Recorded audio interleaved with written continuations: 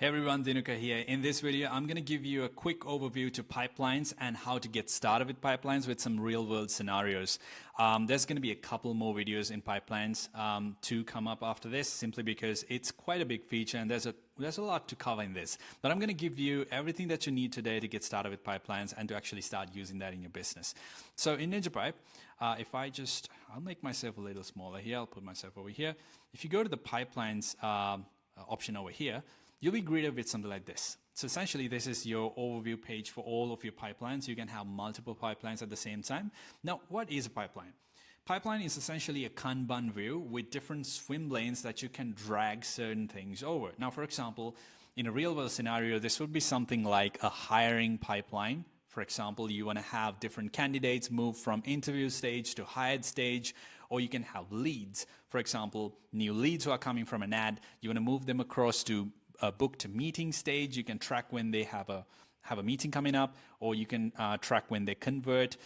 You can actually apply this to quite a lot of things. Like, for example, I'll give you a little overview as to what I have here, a little example.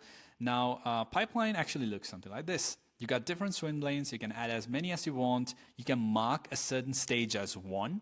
This allows you to track when a deal is closed, or if a candidate is hired, for example, or different types of end stages for your processes within the business. You can have a lost stage as well.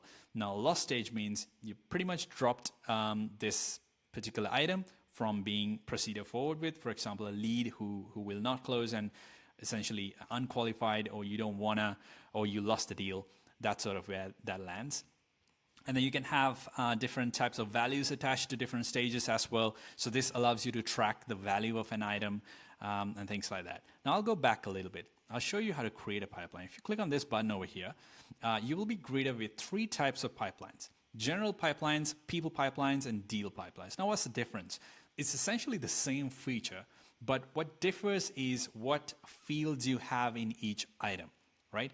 Now, for example, if you're going for something like a general purpose thing, like tracking tasks within a business, like projects and things like that, general pipeline is great, because you don't really have a monetary value for those things. You just want to track the progress of something.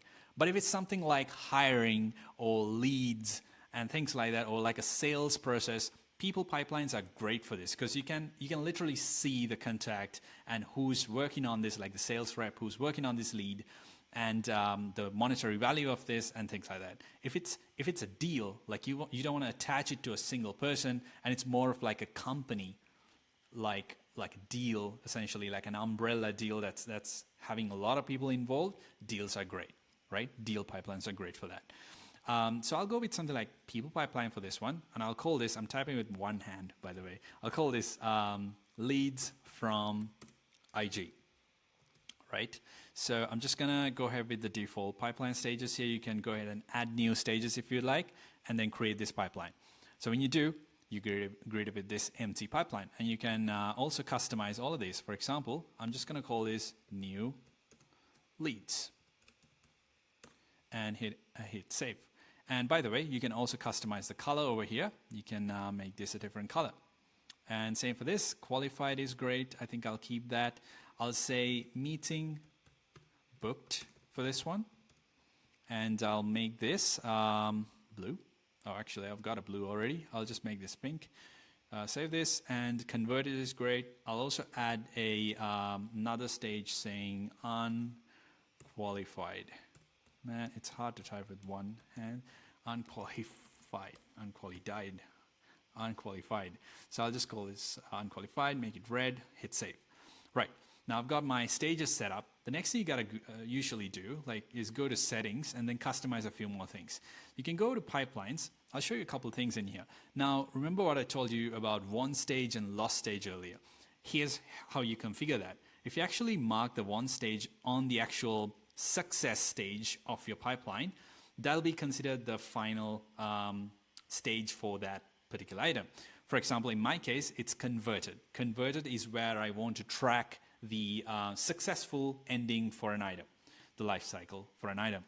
Unqualified is my lost stage. That's where I essentially stop chasing this particular item. So I'm going to mark these two. The reason for doing that, I'll show you in a few seconds, a few minutes, you can actually track the close rate, like the conversion rate as a percentage if you mark these two. So it's pretty valuable if you use it for some sort of tracking, some sort of analytics within your business, like sales conversions and things like that. There are a couple more changes here that you can make to your pipeline. For example, you can display the stage counts, like how many items are in a stage. Pretty valuable, so I'll always toggle this on as well. I also turn on values if it's like something, if it's a pipeline that has monetary value attached to it. So go ahead and turn that on as well. You can also customize some of these things about it. Next thing that I can actually show you is probability. So if you want to attach certain probabilities to stages, like for example, if it's a new lead, probability of closing will be maybe like 5%, qualified maybe like 20. Oh, that's pretty high. But meeting booked, it could be like 40. And if you really trust your sales reps, you can really bump that up. Yeah, because you know that if they jump on a meeting, they get closed. And then converted will be 100%. So you can turn this on as well. And then card display is essentially what your cards will display. So you can turn off some of these things if you turn this on, and they will sort of give you a little preview as well. So you can add these extra details, hide some of these things if you like. So that's sort of the customization that you can do. I'll leave that to you to sort of explore. It's very simple. But I look at stale here.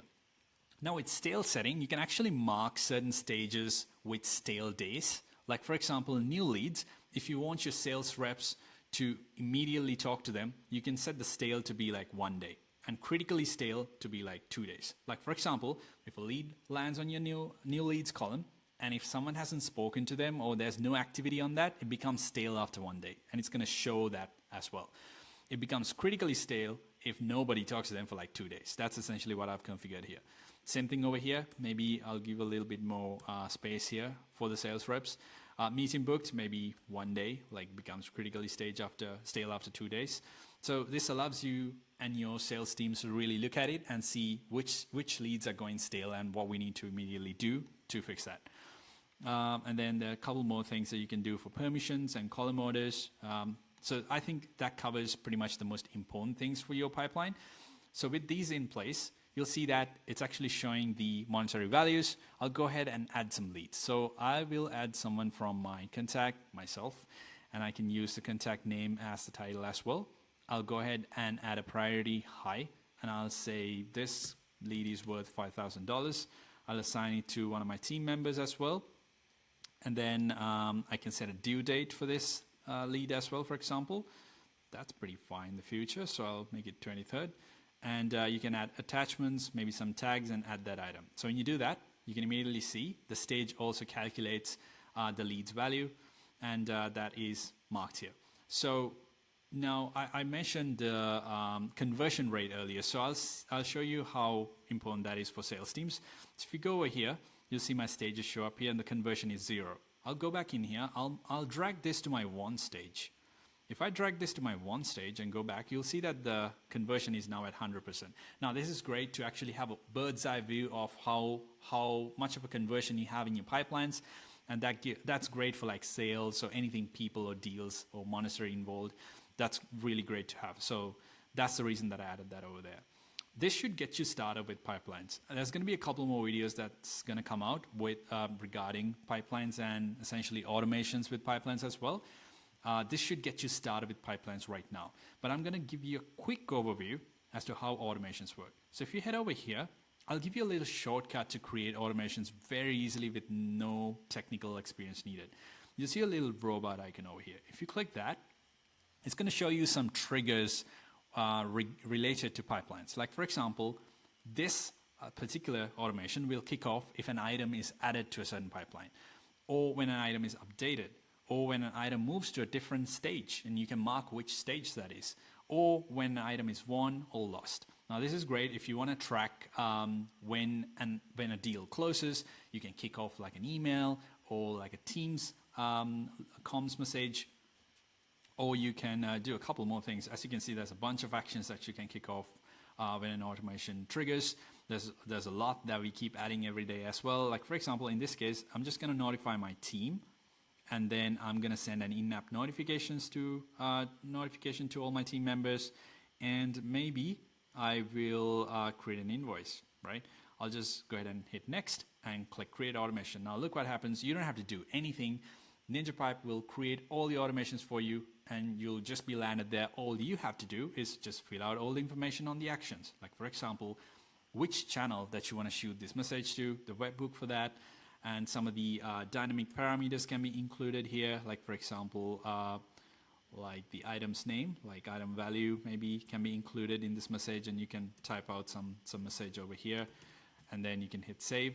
Same thing for these things as well. I'm going to go in depth into automations related to pipelines in my next video, but this should get you started with pipelines pretty much right now. So if you have any questions, please put it down in the comments. I'll try and cover that in one of the videos that's going to come out.